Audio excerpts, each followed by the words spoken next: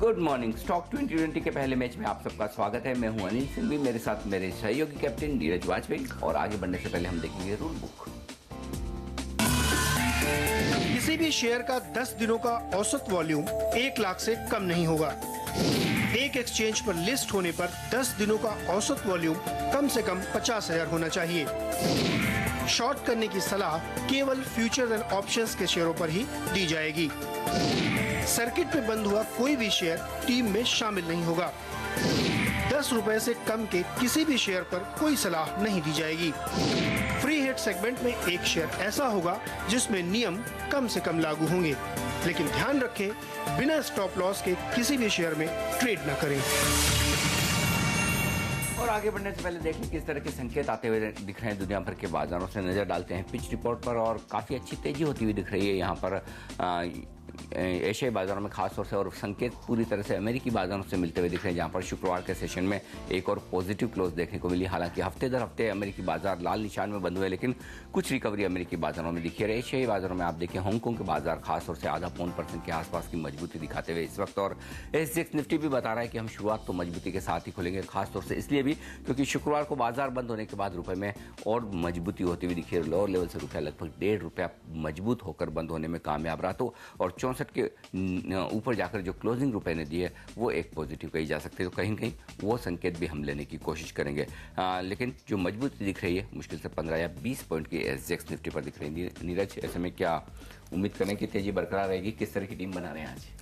अनिल जी, रुझान तो directional call वही है, और एक अच्छी इंटरेस्टिंग बात यह है कि अपने चारों कैप्टन जो है जो जिस तरह की टीम बनाता है वो सारे अच्छे रिटर्न देते हैं। उसकी वजह कि आपके पास अपॉर्चुनिटीज़ दोनों रहती हैं। तो सेलेक्टर्स का भी मानना है कि अपनी डायरेक्शनल कॉल पे ही रहना चाहिए।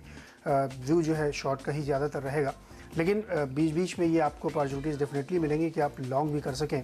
तो इसलिए जो अब तक फ्राइडे तक स्ट्रेटजी थी कि बहुत ज़्यादा लॉन्ग होते थे, इसलिए शॉर्ट्स होते थे, उसमें थोड़ी सी कमी है, लेकिन अभी भी एक मिलीजुली टीम होगी और आपको लॉन्ग शॉर्ट दोनों के खिलाड़ी हमारी टीम में मिलेंगे। अनिल जी, ज़्यादा इरादा बल्लेबाजी करने का ही है, लेकिन हम उम्मीद करें कि मजबूत शुरुआत होने के बाद शायद हो सकता है सेकंड हाफ में थोड़ी प्रॉफिट बुकिंग आपको ऊपर के लेवल से आती हुई दिखे, और उस प्रॉफिट बुकिंग के लिहाज से कुछ एक गेंदबाज भी टीम में शामिल रखना ठीक रहेगा। तो मिलीजुली टीम है, लेकिन हमारा फोकस बल्लेबाजी पर ज़्यादा है। हमें लगता है कि बल्लेबाजी करके ज़्यादा रन्स बनाना आसान रहेगा इस पिच पर। इसमें बताइए नीरज, शुरुआत किसके साथ करेंगे पारी की? जी, हमारे इंफ्रा के साथ शुरुआत करेंगे, और यहाँ पे सिलेक्टर्स बिकवाली की सलाह दे रहे हैं। उनका मानना है कि पिछले 2-4 दिनों में इसमें एक मूवमेंट बनता हुआ दिखा था, जिससे लग रहा था कि शायद इसमें एक सुधार आएगा, लेकिन वो एकदम फिजल आउट होता हुआ दिख रहा है। और कई सारे इनके बड़े एक्सपोजर्स जो हैं वो काफ़ी ज़्यादा नुकसान देने वाले हैं। ऐसा हमारे सोर्सेज की खबरें हैं कि इनको एक बड़ा लॉस हो सकता है जल्द ही। तो सेलेक्टर्स का ऐसा मानना है कि इसमें आपको बहुत अलर्ट रहना चाहिए, और यहाँ पे शॉर्ट पोजीशन बनाना ही आपके लिए बेहतर रहेगा। ₹11.75 के टारगेट के लिए आप इसमें बिग क्वाली करके चल सकते हो। ₹13 के आसपास स्टॉप लॉस भी लगाएं। अडानी इंटरप्राइजेज होगा, और यहाँ पे भी सेलेक्टर्स का मानना है कि काफ़ी ज़्यादा कमजोरी के संकेत यहाँ पे दिख रहे हैं, और तमाम सारे जो डिस्प्यूटेड इश्यूज़ हैं उसमें भी इनका नाम आता हुआ दिख रहा है। सेक्टर्स का यह मानना है कि इस स्टॉक में भी आपको बहुत अलर्ट रहना चाहिए, क्योंकि ज़्यादा गिरावट की संभावना भी इसमें बन सकती है। टेक्निकली भी आप देखें तो ये स्टॉक काफ़ी गिरावट के बाद अब तक संभल नहीं पाया है। 180 का लेवल इसके लिए सबसे अल्टीमेट रेजिस्टेंस बनता हुआ दिख रहा है, और वहाँ पे जाके 2-3 बार वापस भी आ चुका है। सेक्टर्स का मानना है कि अब इसके लिए उसको ब्रीच करना तो लगभग मुश्किल है फिलहाल नियर टर्म में, लेकिन यहाँ से नीचे भी जा सकता है वो, और 125-30 के भी लेवल नियर फ्यूचर में देख सकता है। लेकिन फिलहाल ₹155 के टारगेट के साथ अडानी इंटरप्राइजेज में शॉर्ट करके चलना चाहिए। अनिल जी, हम 2 हाई बीटा स्टॉक्स पर यहाँ पर खरीदारी की राय दे रहे हैं, और शुरुआत में 2 बल्लेबाज उतार रहे हैं। I bull real Indiabulls real estate ये होगा हमारा पहला बल्लेबाज, जहाँ पर तेजी करने की राय हमारे सेलेक्टर्स की तरफ से आती हुई दिख रही है। स्टॉक काफ़ी बेहतरीन मोमेंटम में, प्रमोटर्स ने अपनी स्टेक बढ़ाई है, और हमें लगता है कि बाजार में अगर धीरे धीरे और मजबूती बढ़नी है तो ऐसे में इस तरह के हाई बीटा स्टॉक्स जहाँ पर वैल्यूएशन अट्रैक्टिव है, करेक्शन काफ़ी हो चुका है, प्रमोटर्स ज़्यादा कॉन्फिडेंट है, वहाँ पर खरीदारी करने का मौका एक बन सकता है। जहाँ एक और दूसरे कई रियल इस्टेट प्लेयर्स डिफॉल्ट करते हुए दिख रहे हैं, वहाँ पर इंडिया बुल्स इनफैक्ट फाइनेंशियली बेहतर सिचुएशन में दिख रहा है। ऐसे में हमें लगता है कि यहाँ से भी एक अच्छा उछाल आ सकता है। चार्ट्स पर भी काफ़ी मजबूत नजर आ रहा है। ₹65 के टारगेट के साथ इंडिया बुल्स पर आप खरीदारी का एक मौका देख सकते हैं। ₹59 के आसपास के स्टॉप लॉस के साथ ट्रेड करने की रणनीति हमारे सिलेक्टर सुझा रहे हैं। जेपी एसोसिएट एक और हाई बीटा स्टॉक निफ्टी का, और यहाँ पर खरीदारी करने का मौका हमारे सिलेक्टर्स मानकर चल रहे हैं।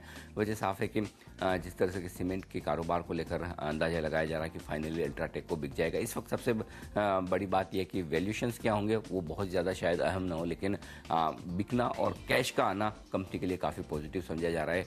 अंदाजा ये लगाया जा रहा है कि 4000 करोड़ के आसपास इनके सीमेंट कारोबार को अल्ट्राटेक को बेचने का ऐलान बहुत जल्द आज या एक दो दिन में हो सकता है, और अगर ऐसा हुआ तो जेपी में एक उछाल इस खबर के दम पर बन सकता है। हाई बीटा स्टॉक है, न्यूज़ ड्रिवन है, ऐसे में इस पॉजिटिव न्यूज़ के चलते शायद खरीदारी का मौका बने। लेकिन बाजार अगर करेक्शन देगा तो ऐसे में ये स्टॉक ऐसे हैं जो करेक्शन में भी आगे रहते हैं। ऐसे में बिना स्टॉप लॉस के आपको ट्रेड नहीं करना है, और वो 34 रुपये के आसपास का स्टॉप लॉस होगा।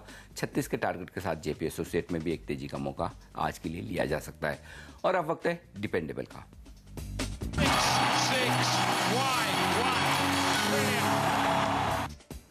टेक्सटाइल कंपनी अरविंद लिमिटेड भरोसेमंद खिलाड़ी होगा। सिलेक्टर्स फ्राइडे की ही इसको रिपीट कर रहे हैं, वहाँ भी 4% गेन आपको हुए थे।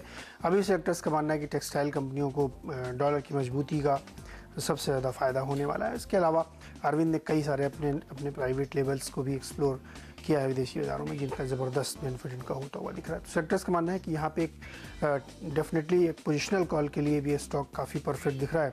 अगर ये जो अब तक की गिरावट थी मार्केट में, अगर वो 50% भी रिट्रेस करती है तो एक दो दिन आपको और इंडेक्स ऊपर में दिखेगा। उस हालात में अरविंद जैसे प्लेयर जहाँ पे फंडामेंटल काफ़ी स्ट्रॉन्ग है, वहाँ पे आपको तेज़ी दिख सकती है। 82 रुपये के लक्ष्य के साथ इसमें अप्रोच करना चाहिए।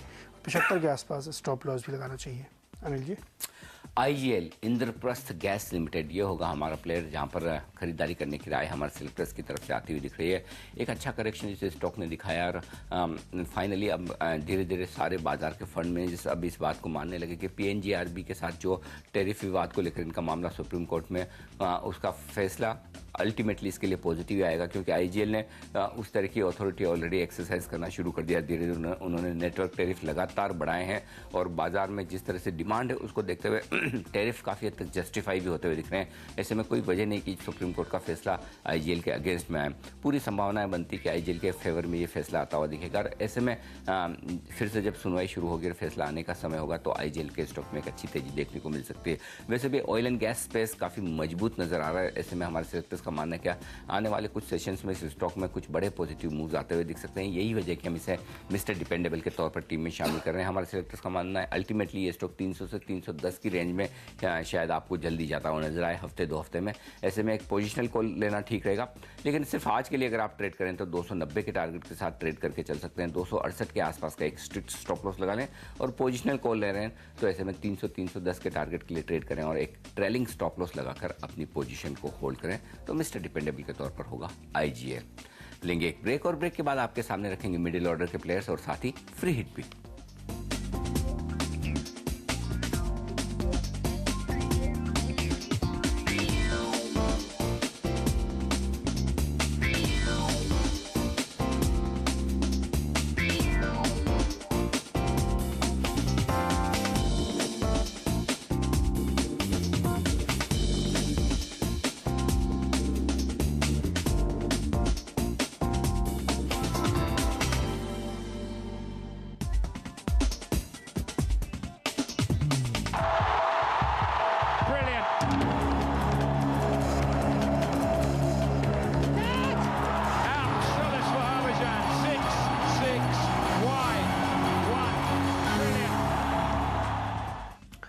अब तक सेलेक्टर्स ने जो 3 खिलाड़ी उतारे वो आपको मैं एक बार फिर से रिपीट कर दूं। जीएमआर इंफ्रा और अडानी इंटरप्राइजेस दोनों ही शॉर्ट करने की सलाह दे रहे सेक्टर, जबकि अरविंद लिमिटेड में लॉन्ग पोजीशन बनाने की सलाह। वही अनिल के तीनों खिलाड़ी लॉन्ग साइड के, जेपी एसोसिएट्स, इंडिया बुल्स रियल्स और आईजीएल, यहाँ पे तीनों में ही खरीदारी की सलाह आपको मिल रही है।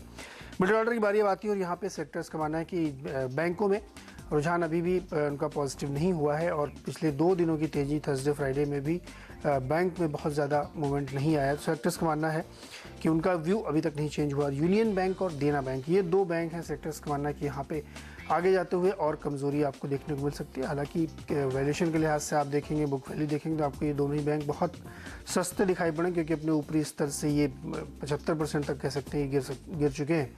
उसके बावजूद सेक्टर्स को भी कॉन्फिडेंस इसमें नहीं लौटा, क्योंकि ये उनका ये मानना है कि अगले क्वार्टर की जो तिमाही नतीजे आएंगे वो बहुत ज़्यादा ख़राब होंगे सभी बैंकों के लिए। उसके अलावा इनके बहुत सारे जो एसेट्स हैं जो अभी अनफोल्ड होने बाकी है वो इनको बहुत प्रॉब्लम दे सकते हैं, इनकी बुक पे बहुत ज़्यादा बोझ डाल सकते हैं। इसलिए सेक्टर्स का मानना है कि फिलहाल इन बैंकों में शॉर्ट पोजीशन बनाना ही बेहतर रहेगा। और 2 दिन की तेजी के बाद अगर बाजार जरा सा भी कमज़ोर होता है तो बैंकों में एक बार फिर से सेल ऑफ तेजी देखने को मिलेगा। यूनियन बैंक 102 के टारगेट के साथ शॉर्ट करके चलिए, वहीं देना बैंक में भी आपको 42 रुपये तक के टारगेट के साथ बिग क्वाली करके ही चलना चाहिए। चावल क्षेत्र एक ऐसा है जहां पे सेलेक्टर्स काफ़ी बुलिश हैं और केआरबीएल में लॉन्ग करने की सलाह दे रहे हैं। और सेलेक्टर्स का मानना है कि जिस तरीके से रिकॉर्ड इस बार एक्सपोर्ट होने की संभावना है, जो इनिशियल डेटा आ रहा है उसमें दिखाई भी दे रहा है कि बहुत ज़्यादा एक्सपोर्ट पूरे ही सेक्टर से हो रहा है, उसका फ़ायदा सभी कंपनियों को मिलेगा। और जिस तरीके से डॉलर की मजबूती दिख रही है उसका भी डबल प्रॉफिट इनको होता हुआ दिखेगा। सेक्टर्स का मानना है कि इस सेक्टर पर नज़र रखिए। हाल फिलहाल में कई सारी बड़ी डील्स भी हुई हैं, लेकिन केआरबीएल फिलहाल उनकी पसंद है। फ्राइडे को भी हमने अपनी टीम में शामिल किया था, अच्छे रिटर्न्स इसने आपको दिए थे और आज 28 रुपये के लक्ष्य के साथ इसमें लॉन्ग पोजीशन आप बना के चल सकते हैं।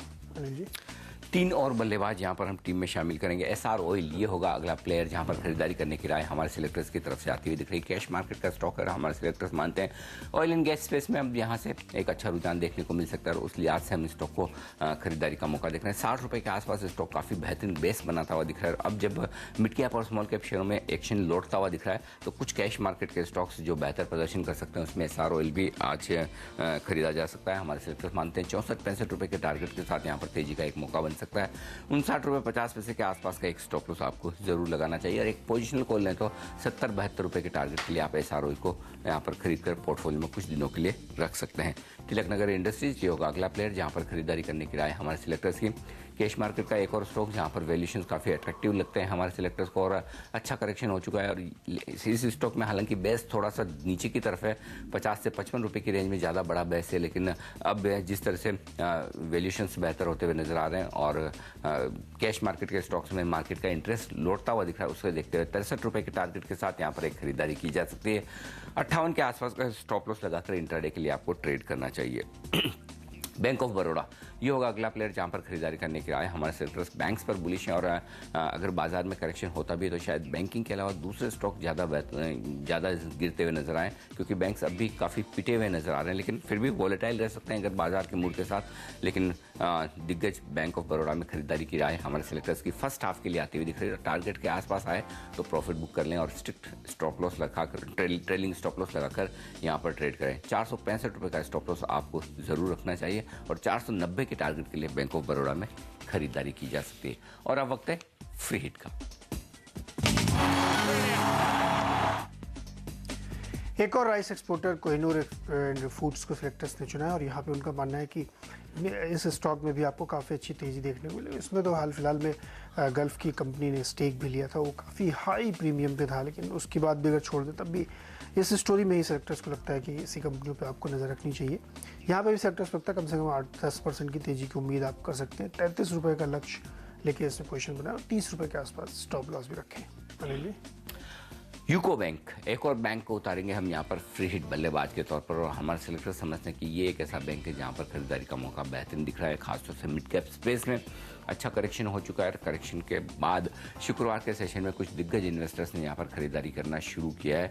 जो ये वो इन्वेस्टर्स हैं जो ऑलरेडी 70-75 रुपये के आसपास भी यूको बैंक काफ़ी खरीद चुके हैं और इस करेक्शन में उन्हें और बेहतरीन दिख रहा है। तो ऐसे में अगर बैंकिंग शेयरों में आज तेजी का रुझान बनता है, जिस तरह से SBI की तरफ से भी खबरें आने की 4000 करोड़ का कैपिटल इन्फ्यूजन की वो बात कर रहे हैं, तो ये पॉजिटिव खबरें अगर बैंकिंग शेयरों को मजबूत रखती है तो यूको बैंक बढ़ने में यहाँ पर आगे रह सकता है, ऐसा हमारे सेलेक्टर्स मानते हैं। लेकिन चूंकि ये बैंक भी ऐसा स्टॉक है जहाँ पर काफ़ी वॉलेटिलिटी उतार चढ़ाव मार्केट के मूड के साथ बड़ी स्विंग्स आती हुई दिखती है, ऐसे में स्टॉप लॉस के साथ ट्रेड करें जो कि होगा 52 रुपये 50 पैसे के आसपास का। 57 के टारगेट के साथ यूको बैंक में खरीदारी का एक मौका बन सकता है। तो फ्री हिट के तौर पर एक और बैंकिंग बल्लेबाज यूको बैंक होगा। लेंगे एक ब्रेक और ब्रेक के बाद आपके सामने रखेंगे पिंच हिटर्स।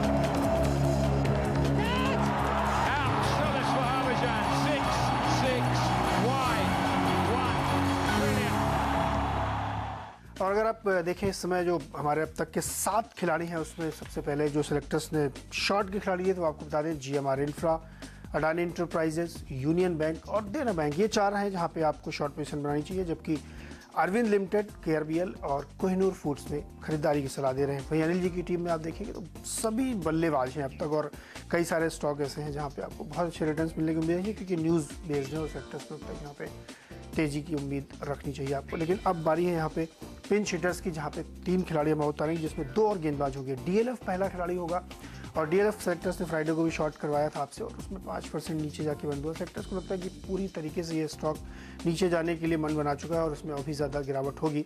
वजह बिल्कुल साफ़ है, डेट बहुत है, सेल्स कम है और होम लोन की जो दरें हैं वो लगातार बढ़ती जा रही। तरह तरह की रिपोर्ट्स रियल एस्टेट सेक्टर के लिए निकल के आ रही। कहीं पे बहुत ज़्यादा क्रैक की बात की जा रही है, कहीं जो दूसरे हैं कोलैप्स की बात की जा रही है, इस तरह की भी रिपोर्ट्स आ रही है। लेकिन नेट अगर आप ग्राउंड पे जाएं तब भी आपको ये मिलेगा कि सेल्स बहुत डिम है। सेक्टर्स को लगता है कि ऐसे प्लेयर्स जो दिग्गज हैं जहाँ पे बहुत ज़्यादा एक्सपोजर है वहाँ पे आपको कमजोरी दिखेगी। 130 के लक्ष्य के साथ DLF में शॉर्ट करके चलिए। TCS और एक स्टॉक होगा। निश्चित तौर पे डॉलर का बहुत ज़्यादा फायदा इन कंपनियों को मिला और पूरा IT सेक्टर मजबूती मिली है। लेकिन अब यहाँ पे एक प्रॉफिट बुकिंग जैसी चीज़ यहाँ पे दिख रही है और सेक्टर्स को लगता है कि TCS बहुत ज़्यादा रनअप है उसमें, तो थोड़ा सा इसमें प्रॉफिट बुकिंग आपको आती हुई दिखेगी। छोटा टारगेट है 1800 रुपये का और वहाँ पे आपको अपनी पोजीशन काट लीजिए। 1837 के आसपास एक स्टॉप लॉस भी इसमें ज़रूर लगाएं। और अंत में BPCL ऑयल मार्केटिंग कंपनी है, इसमें केवल इस स्टॉक में सेक्टर्स को लगता है ट्रेडिंग के लिहाज से आज आपको एक बाउंस आता हुआ दिख सकता है और सेक्टर्स को यहाँ ये भी लगता है कि अगर आप इसको होल्ड करें तो जो 31 तक उसमें डेफिनेटली आपको ऑयल प्राइस बढ़ते हुए दिखेंगे पेट्रोल और डीजल के, तो यहाँ पे उस लिहाज से भी आपको एक मजबूती बनती हुई दिखेगी। 310 का टारगेट 3 और 298 का स्टॉप लॉस लेके पोजीशन लॉन्ग की बना सकते हैं। हेक्सावेयर ये होगा हमारा टीम का अगला प्लेयर। बल्लेबाजी करने की राय यहाँ पर हमारे सिलेक्टर्स की आज भी, और आपको याद होगा लगातार 1.5-2 महीने से हमारे सिलेक्टर्स 80 रुपये के लेवल से हेक्सावेयर में खरीदारी करने की राय दे रहे थे। हमारा ये मानना था कि अल्टीमेटली कोई बड़ा इन्वेस्टर यहाँ पर स्ट्रेटेजिक इन्वेस्टमेंट करेगा और अब फाइनली वो डील सामने आती हुई दिख रही है। इस वीकेंड पर 135 रुपये में यहाँ पर बैरिंग्स खरीदता हुआ नजर आ रहा है। एक ओपन ऑफर भी दिया जाएगा। 42% हिस्सेदारी कंपनी की पहले बिकेगी और 26% के आसपास का ओपन ऑफर आएगा। 135 रुपये की प्राइस वैसे आपको शायद बहुत अट्रैक्टिव नजर ना आए, लेकिन इसमें फिर भी बल्लेबाज के तौर पर टीम में शामिल कर रहे हैं। उसकी 2 बड़ी वजह, पहली बात तो ये कि अब इस स्टॉक में डाउन साइड रिस्क काफ़ी कम हो गई है।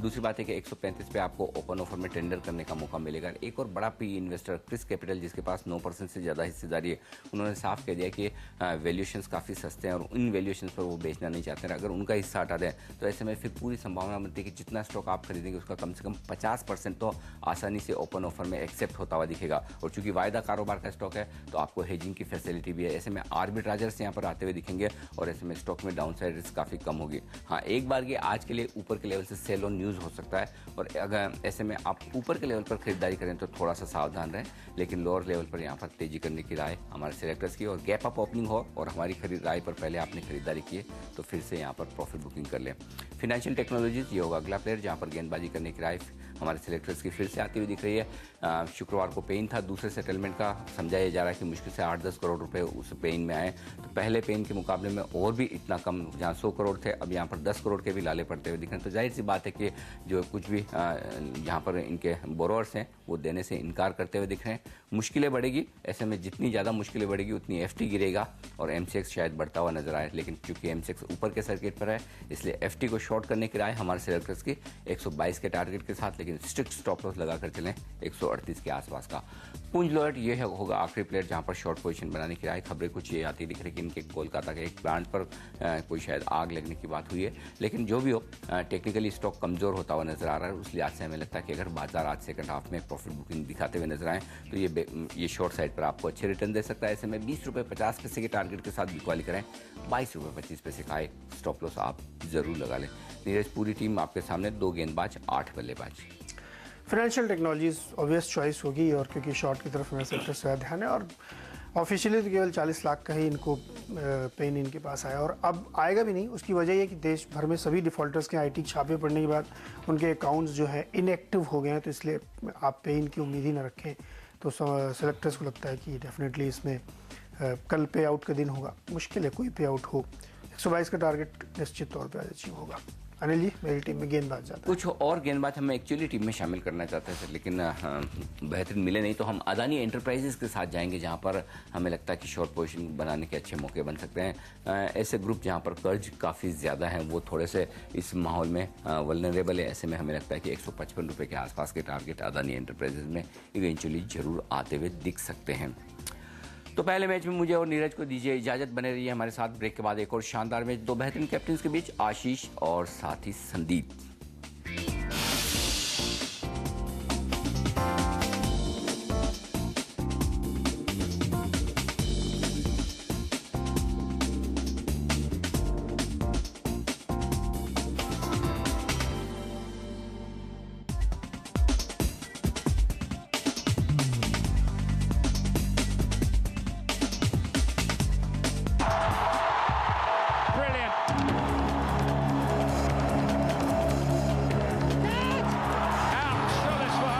MCX Stock Exchange, India's new stock exchange, presents Stock 2020.